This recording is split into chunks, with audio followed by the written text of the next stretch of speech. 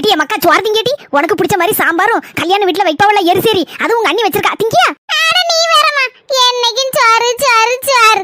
ஏதாவது வித்தியாசமா pizza burger அந்த மாதிரி திங்கணும்னு ஆசையா இருக்குமா. ஏம்மா அண்ணி எங்க? அவ கொஞ்சம் முன்னாடி ஏதோ கடையில போய் எதையோ வாங்கிட்டு வரேன்னு சொல்லிட்டு போனா. கடைக்கு போயிருக்காங்கன்னா கையை வீசிட்டு வர மாட்டாங்க. எப்படியும் பண்டம் பலகாரம்லாம் வாங்காமல வருவாங்க. ஏம்மா என்னம்மா அண்ணி வாங்க போயிருக்காங்க? எனக்கு தெரியாது, கடைக்கு போயிட்டு வரேன். நான் அதெல்லாம் சரின்னு சொல்லி கொஞ்ச நேரம் படுத்து கிடந்தேன். நீ அதெல்லாம் வந்துட்ட. டேய் இதெல்லாம் ஃப்ரிட்ஜ்ல வச்சிட்டு துணியை மாத்திட்டு வரேன். நம்ம எல்லாரும் சேர்ந்து சாப்பிடுவோம். சரி மர்மல.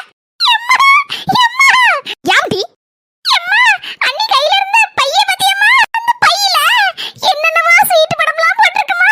வித்தியாசமா இருக்கு. இப்ப ஏறிமா தூக்கிட்டு ஓடி யாரையும் ஃப்ரிட்ஜ்ல இருந்து. எடி